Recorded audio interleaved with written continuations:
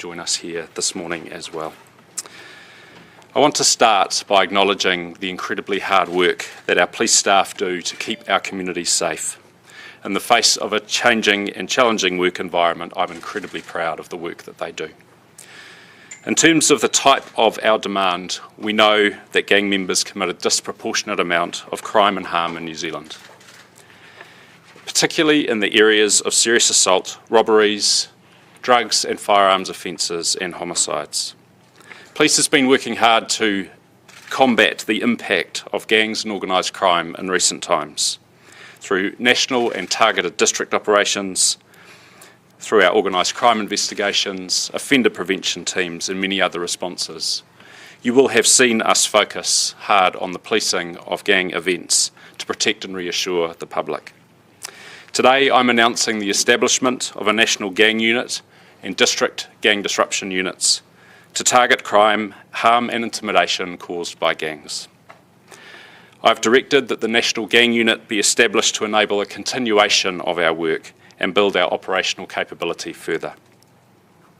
The unit will work with police districts across the country, drawing on the successes of Operation Cobalt and other coordinated responses to gang funerals and other gang activity.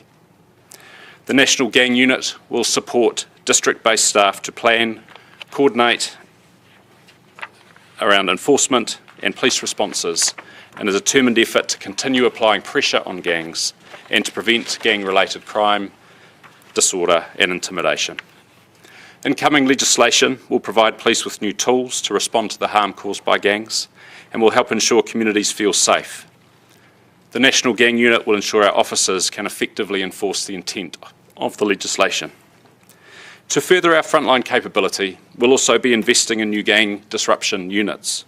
These will be dedicated district teams to help identify, target and catch priority offenders and maintain a focused view of the gang environment. Today's announcement signals the start of a process to establish these frontline gang disruption units. Resourcing allocations will be determined through this process in consultation with district commanders and is likely to include a mix of reprioritised and new investment. Policing gangs and serious offenders is an all-of-police priority. The new gang units will boost our focus and capability, but they're not working alone. Our whole front line is involved in preventing the crime and harm caused by methamphetamine, organised crime and gangs, whether through road policing, organised crime investigations, prosecutions or prevention activity. At a time in the world when safety and feeling safe is an evolving picture in many countries, New Zealand is still one of the safest places to live. But the changing gang landscape means that police will continue to adapt to tackle these challenges head-on. Ultimately, it's about supporting our frontline to ensure everyone is safe and feels safe. We want to deliver the best results for our communities. Work to implement the National Gang Unit is currently underway. Once complete, the work of Operation Cobalt will be continued through the National Gang Unit. I thank the Minister for joining us here today and just invite him to make a couple of comments. Yeah, thanks, Commissioner. Look, thanks everyone for coming out this morning. This is an important announcement.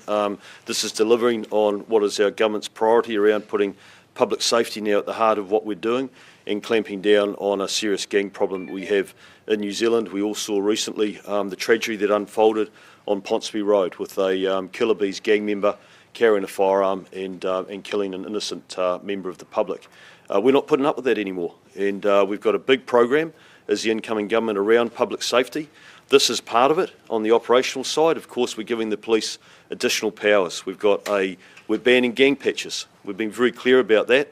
The only reason why gang members wear gang patches is because they want to frighten and intimidate the communities that they operate in. And by the way, to have earned the right to wear a gang patch, they have to have shown they've got a propensity to commit violent and sexual crimes. And there is a trail of tears and sorrow sitting behind each one of those gang patches. So we put a line in the sand and we say that's no longer tolerable for us in our country in New Zealand. We're giving them dispersal notices so that the gangs actually won't be able to gather in numbers. We're giving them non-consorting orders so gang members can't work with each other to organise their next nefarious activities.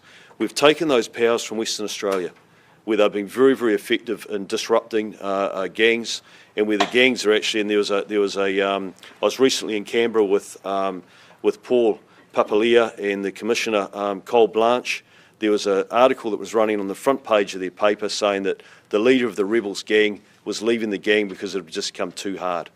And we want gang members to leave the gangs, and we'll actually help them, especially those with families, to actually come and rejoin society in a positive way. But we want to send out a very clear message. If you continue to peddle drugs, if you continue to perpetrate violent sexual offending in our community, if you continue to break the law and think you're above the law, then under this government things are going to change radically. And I want to acknowledge the Commissioner, and I want to acknowledge the announcement today, because these gang disruption units that are going to be based in the districts supported by the gang unit centrally are going to be very effective in making sure that if a gang member or a gang pops their head above the parapet, then the police are going to have a strong response to deal with that. So look, I'll wrap it up there, and we'll go out to any questions that you might have for us. Minister, can you tell us how much is this going to cost, and how many people are we thinking of being in these units, both regionally and at the national level? So how much is it going to cost, and how many people? Okay, so I'll just cover the cost bit, and then I'll go to the Commissioner on the operational side of it. So we've been very clear that we will continue to invest in our police, and we've been very clear that we want resources on the front line. So, but a lot of that is budget sensitive, and you'll have to wait till the budget announcement at the end of this month. But we've been very clear, and the Minister of Finance has been very clear, that we are going to continue to make a substantial investment into police, and that includes an additional 500 frontline police officers. So you expect this to be a budget priority in terms of cost? Well, like I said to you, you'll have to wait until the budget, which is the end of this month, to see how that has actually been, how that's been put together in terms of where the prioritisation and investment is going. So what exactly will these new powers be? Well, are you talking about the powers that are in front of Parliament at the moment? Well, banning of the gang patches and gang insignia. So it means that gang members no longer will be able to wear gang patches or gang insignia in public. By the way, I took a law through Parliament in 2013. It was a members' bill by Todd McClay, and it banned gang patches in schools and hospitals and public buildings, and it's been effective. So what we're doing is we're just extending this to all public spaces. Dispersal notices, which will give the police the ability to be able to break up large gathering of gang members. They'll have to leave that place or any other designated place. They won't be able to return or come together within 7 days. Do those orders go through the courts? Sorry, yes, but do those orders go through the courts, or do those orders lay with police in the first instance? How will they work? So all of that legislation is currently before the Select Committee, so they are dealing with that and that detail. Some of the orders will go through the courts, others the police will be able to have the ability to actually apply that order themselves immediately, verbally. Commissioner, how many staff are going to be in these units? And you talked about reprioritising and moving people, so what crimes are less important that you're taking staff from them? The announcement today is the start of an engagement process with teams and districts, so I'm not going to go into fine detail on this, but this will be a mix of reprioritisation and potentially new investment, subject to budget decisions. So we envisage... What percentage reprioritisation? I suspect we'll end up with about a 50-50 mix across this whole model, but we need to see where those conversations get to. We will be looking particularly at how our intelligence is focused to ensure that we're able to collect the right information we need on gangs locally. And we have a range of groups working across different investigative, prevention, response priorities that we will be able to consider for contribution in a very focused way on gangs. If you're taking 50% of these staff from other operations, are they doing work that's not important at the moment? There's always opportunity to reprioritise, and we've been very clear about the need for us to refocus onto core policing priorities. Police has become very spread across a wide range of prevention functions. Some of those functions can properly be argued are not the domain of police to deal with, so we will be looking at... So you're doing stuff at the moment that's wasting your time? Not wasting our time, but that can fairly be said to be the role of other agencies. Is that like mental health call-outs?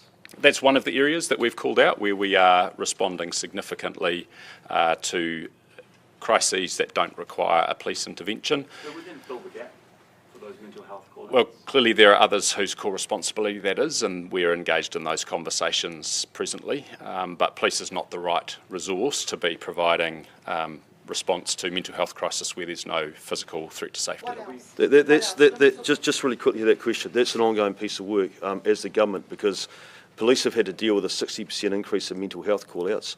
Often you'll have a two-person police patrol tied up at the Auckland Emergency Department having to look after someone that actually needs to have a proper mental health response, and someone that's trained to do that. That is not the best use of police time. Police want to be out there on their core role, and so as government we're discussing in terms of how we can rebuild a task force, and actually we've just announced an initiative where we're going to put peer support people into some EDs in hospitals around the country to give the police the relief and to be able to do a seamless transition and get back on their core role, which I think is what the public expect as well. Commissioner, can you explain to me how this gang unit would have prevented the fatal shooting on Ponsonby Road? One of the opportunities that sits in front of us with new powers coming through is to have a much stronger focus on gangs and the harm they cause. Gangs are an entity or entities that give rise to all sorts of harm. They do that because of the business they do that because of the way they intimidate people in communities, and the momentum that sits around gangs is all tied up in that identity and their presence in communities. So when we are able to get a better handle on the gang landscape and police that using new tools, then we will see an overall reduction in that harm. Is this institutionalising Cobalt? Cobalt was only around funded for a certain amount of time. Do you see this as using all those things you've learnt out of Cobalt? Is that what is happening? Yeah, that's absolutely part of this. So the very deliberate policing approach that we brought through that operation has enabled us to have a very strong enforcement focus on gangs, and so we will envisage that work continuing under the banner of this unit.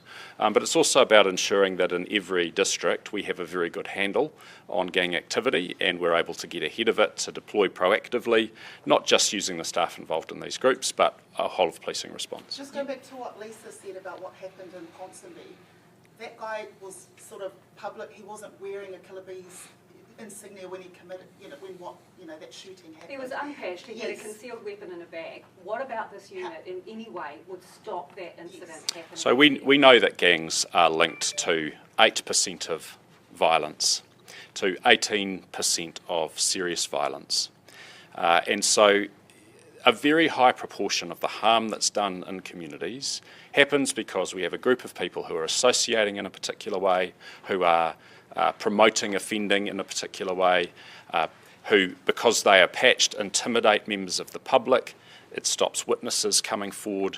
And so the entire function of the gang is enabling criminal activity. And when we get a better handle on the gangs themselves, when we use the tool of a patch ban to be able to reduce their presence, that reduces their ability to intimidate, and that will see gains across the board. So you're aiming to make gang membership less popular? Absolutely. Okay, so if there's about 9,000 gang members at the moment, what's your target?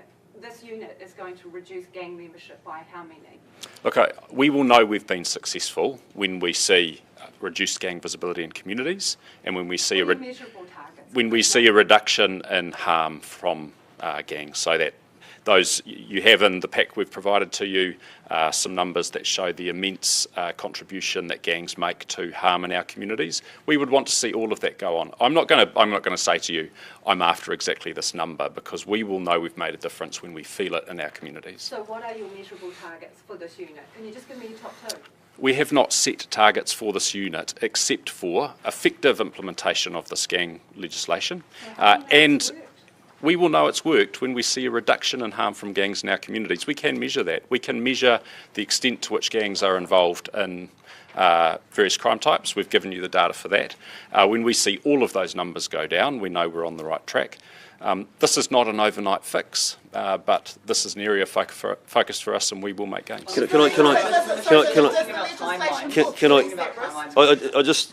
Lisa's raised a couple of good points. I just want to make a couple of points in relation to that. We don't want the public being exposed to gang patches and gang insignia. We want it gone.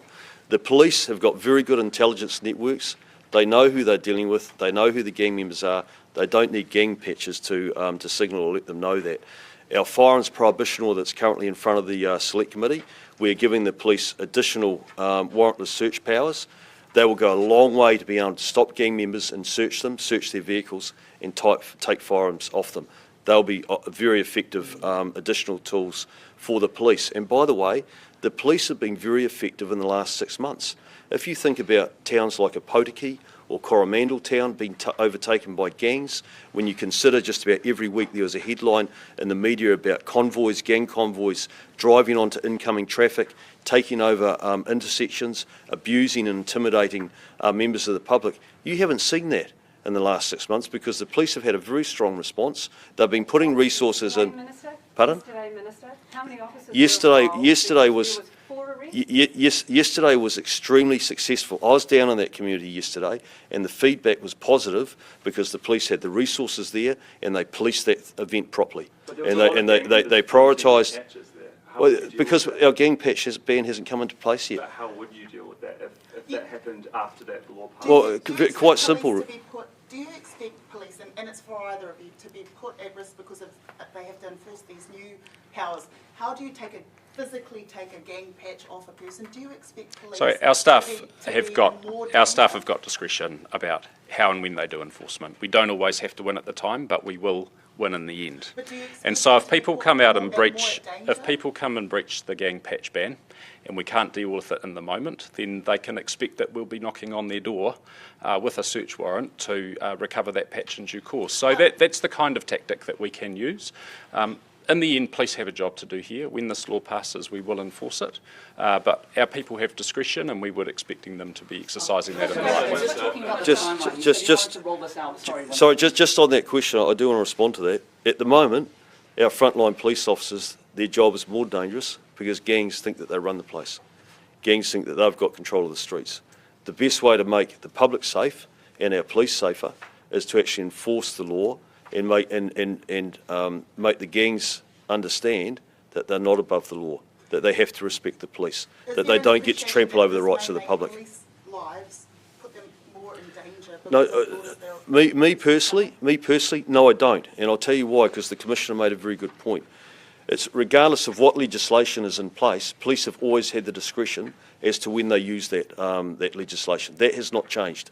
And they will base their decisions around staff safety and how they implement it. But I think that it's going to, without a doubt, we've got a world-class police service that's got deep capability and will be, without a doubt, is able to actually implement the laws that we're passing as a government. With that in mind, what's your message to people who see these measures that you're trying to put out there that still feel unsafe in their community? And that's for both of you. Well, that's a genuine feeling. We are completely sensitive to that. And that's why that's why as an incoming government, we've got a massive program around public safety. We're putting victims back at the centre of our criminal justice system. We've just announced a $1.9 billion into our correction system to build capacity, more staff, pay them, and also a big focus on rehabilitation. So they've got a good chance of reintegration, and actually that has got a contribution towards public safety as well. So the Commissioner has just made a very good announcement today showing intent in terms of what we want to do to get on top of the gang problem in New Zealand, and that is what we're doing. Sorry, I just asked. Hear that from you as well? So the visible presence of gangs in our communities leads to significant fear. And this is not isolated to particular parts of our community. I have had the opportunity to engage with communities right across this country. And what I consistently hear is that the presence of gangs makes people feel fearful. The patch sits right at the heart of that, and so we welcome the opportunity to make a difference in terms of those feelings of safety. And so you said you want to roll it out as soon as possible. Do you have a rough timeline? How soon can people see this unit in action? The national unit will be stood up by 1 July, and the district units will stand up in the months following between then and when the legislation comes into effect. So it's relatively soon. What district? I envisage that almost certainly every district will have a team. But we will be looking at where the demand sits, and our geography means that the solution might look a bit different in a very spread geographical district compared to one that is less so. So we're working through the details of that, but you can expect that this will be the kind of capability that exists right across the country, focused on where the gang harm is. You said in 2021 that we have to be careful not to be fixated on gangs, because 90% of the people that you're arresting and charging for high criminal like record number of drugs and stuff, were not gang affiliated. You know, they're not going around wearing gang patches. So we're not going to stop going after organised crime and the people who distribute drugs in our communities. There is significant overlap between organised crime and gangs, there's no doubt about it. The thing about gangs is the fear that they create and the environment that they foster for drugs to be distributed at the street level in communities. So anything's changed between that time, 2021 and now? we have got a very clear priority from the current government about a focus on gangs, and we've been given new tools that we are going to use to achieve that outcome. In the end, you know, gang membership is not an offence. Shortly, wearing a patch will be. That's a great opportunity for police to make a bigger difference. How many staff? We haven't got an answer on how many staff. So we might just come over here if that's okay. Yeah. Would you say this is similar to Strike Force Raptor in New South Wales, which National have been trying to push for years? I hope so, because Strike Force Raptor in Australia is very popular with the communities over there. That normally when the gangs start to break out in gang warfare, the communities immediately ask to have Strike Force Raptor come in. They solely focus on gang harm and gang offending and organised crime. I think coming back to the question, it was a very good question, is quite simply the Commissioner is responding to the priorities of the government of the day, and there is a new government, and we've been very clear about the fact that we're putting victims at the heart of our criminal justice system, and that we want to suppress and start getting stuck into organised criminal groups, gang, and the violence that they perpetrate in our country, and we want to get on top of the violent retail crime that we're currently dealing with as well. Minister, did you instruct the Commissioner to establish these units? Well, have you read my letter of intent that I released publicly to the Commissioner? It was very clear. No, that is operational. That has been his decision and his decision alone, and that operational independence is very important. But in my letter of intent, I was very clear that as the incoming government, victims are at the heart of our criminal justice system, public safety is number one, law-abiding citizens will have their rights protected over and above those gangs that want to break the law and think they're above the law, and we want to see actions taken in a positive way to start to get on top of a problem that has grown out of control over the last 6 years. Is there the number of staff? I just want to give some people an opportunity who haven't had one yet, so I'll just come to the back. Just for the Commissioner, in terms of prevention, depending on who you ask across political spectrums, across policing, it will look quite different. So what is your definition of prevention for gangs? So within the Policing Act, one of our statutory functions is crime prevention. That's a very broad statement. You can construct that quite narrowly, you can construct it very broadly. We have had a pretty broad frame on that in recent years, and that has seen us spread very thinly. So what we're in the process of doing is drawing that back in. It's not to say that prevention's unimportant. It remains a key function of ours, and we will continue to do it. But you will see police focused on the things that are more uniquely what police can do, and looking to others in the community to do the broader picture. In terms of resource allocation, are you worried about conflicting interests for the police? Obviously, we've seen major crime rising within Auckland. We've had multiple different issues, as well as this gang unit now. A lot of gangs are centred heavily in the regions away from major cities. Are you concerned at all about pulling officers away from the major cities to go there? Look, we're quite used to moving staff around to focus on priorities where they sit, and we know that in some parts of the country we will need to move support in to enable staff in smaller towns to be able to deal with this issue. That's pretty normal for policing, and we're always balancing a whole range of priorities. What about domestic violence, for example? So 18% of serious crime is gang affiliated. What percentage is domestic violence related, and what are you both doing to combat that? So family violence remains a massive demand for police. It's roughly 20% of our frontline time. That's more than the 18%, but it's not your top priority. It is a high priority for us. So when we speak to the key focuses for police, safe homes, safe roads, safe communities. Gangs sit fundamentally in the safe community space, but we can't forget that there's a significant overlap between harm and family violence and gangs. In fact, you would struggle to find a gang household where family violence is not a feature. That's right. And so by focusing on gangs, we actually also impact positively on family violence, on future youth offending, because many of our young offenders will come from homes like that, future imprisonment, future gang membership. We will continue to focus on family violence, and I want to be really clear. When we are focusing on core policing, if someone is at risk of violence or experiencing violence, that's very clearly a police job and a police response. Where we are looking for support from others is dealing with family dysfunction where violence is not a feature. How many Commissioner, staff? Sorry, I just need to let some others have a turn. how are they going to be equipped? How are they going to be different from just regular cops? So these staff will be selected for the right skills. That will probably be in the areas of intelligence, potentially investigations, and in terms of frontline policing ability. They won't be armed per se, but we do have a whole lot of new capability that we haven't had in the past around offender prevention teams who are tactical operators. They would work alongside these groups, our armed offenders squad. So we will supplement, and we will need to supplement these teams because they're not going to be big teams. They're providing the nucleus for action, but all of policing needs to support, and that will include tactical capability where required. The one thing I'd say is don't underestimate or diminish the training and the abilities of all our frontline police officers in whatever role they're deployed to. They are world class and capable in dealing with any event that they get thrown at them in their role, everyday role as a police officer. Just coming back to the question, a very important question around family harm.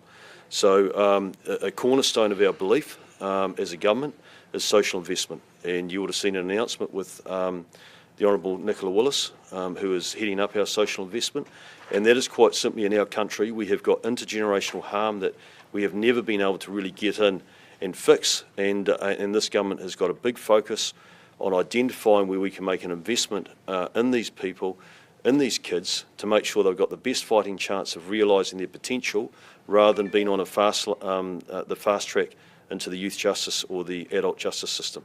And that's a big piece of work, but the work that the Commissioner and I have to do as Minister of Police in support of that is to deal with the hard, crunchy bit, and that is just the violent crime that suddenly is besetting our country at the moment. So why is this new unit being announced today?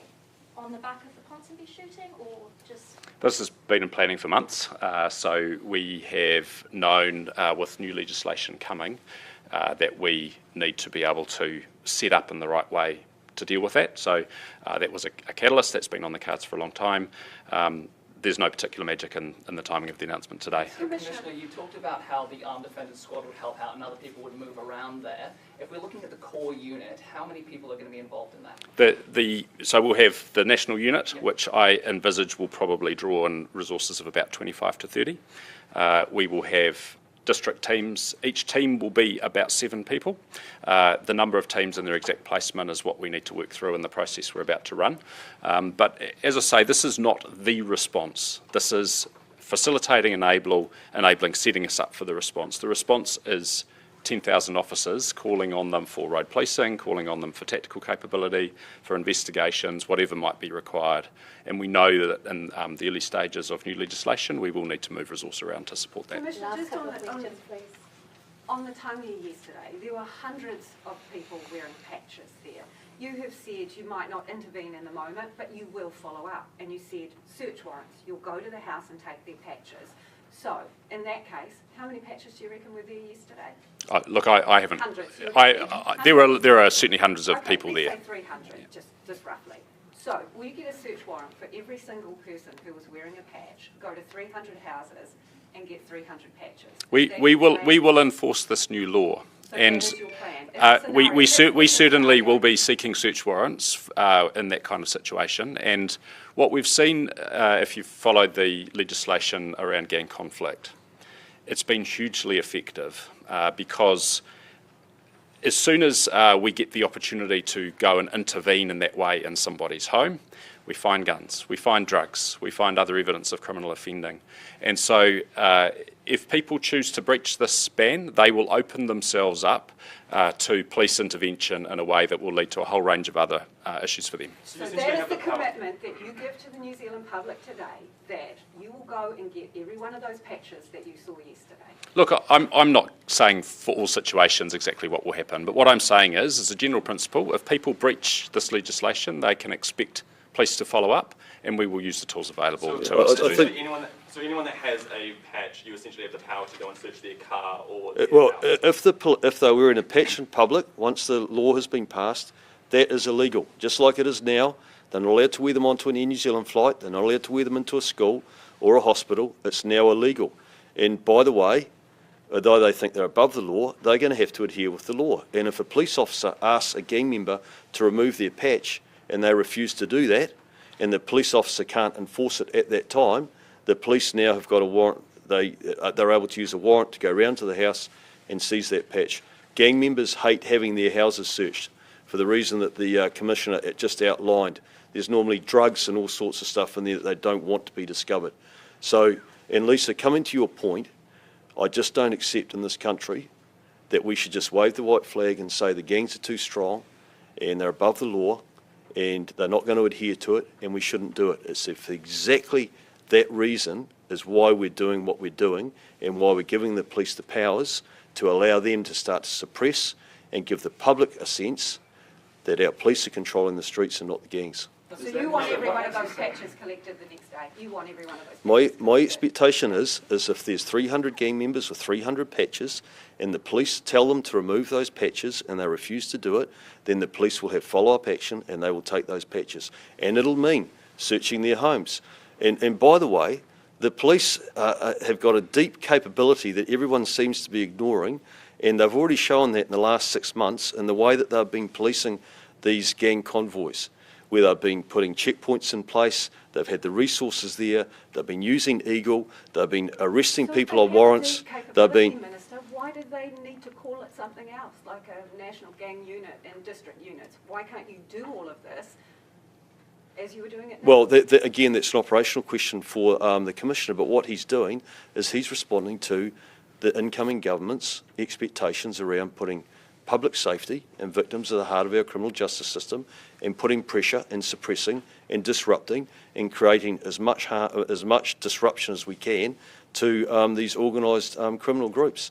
We want to inflict maximum damage to them, and we want them to say in New Zealand it is just too hard to peddle drugs, perpetrate violence and be a member of a gang. And actually we're hoping that they might do what just happened in Western Australia and just stand up and say this is all too hard, we're going to find a way of actually rejoining society in a positive way. So Commissioner, why can't you do it? Why can't you do it now with the resources that you have? If we could just start to wrap up the questions. Maybe last question. This is our invitation, so please get your questions out of the way, but we're 31 minutes in. Yeah. So there are lots of ways for us to organise ourselves, but our experience is that when we have units that are specifically focused on a particular area of crime or harm, that we're able to get much better results. They develop great expertise, local knowledge, and then they can enable the rest of police through how they do that. So this just makes complete sense for us in the focus that we're going to have. I think last question. Minister, Strikeforce Raptor, which you say you want this to be similar to, has been accused of lawful harassment tactics. Is there any way that you're concerned about this, or what will you do to manage that? No, I'm not saying that this is like Strikeforce Raptor. You asked me if I wanted to have the same effect, and I said yes, I do, because it's been very effective in Australia in suppressing and disrupting and applying maximum harm to the gangs over there. And this is exactly what we're trying to do over here as well. Right, but are you concerned about lawful harassment tactics? No, I'm not concerned at all. We have a world-class police service, and I fully back them. And they're deeply capable, and I know that they'll do the job that we need, and not just as a government, but as a country, to get on top of this. And by the way, from my experience, every police officer that joins the police, they do it because they want to serve and protect the community that they're a part of. Minister, Thank you very much. Thank you. This is a response to what's happening at the moment, but preventative measures. Wouldn't you be better off like investing in schools and youth communities, youth centres? Well, I agree with you entirely. Absolutely. Yeah. It's a very good point. And you're seeing that in this government. We're making massive investment into education. The Honourable Nicola Willis is heading up our social investment unit, and that is bringing the whole of government together and identifying where we can make an investment into Kiwis' lives, especially those families with intergenerational harm, where the kids haven't really got a fighting chance. They're probably on a fast track into the youth justice system, making that investment much earlier to allow them to be a part of society with that can sort of take advantage of all the great opportunities that our country offers. So that piece of work, like I said, is the cornerstone of what we're achieving. And in the long run, that's the work that'll make the biggest difference in terms of reducing the amount of people coming into our criminal justice pipeline. But the piece that we're talking about is having to deal with that hard, crunchy bit that's in front of us right now.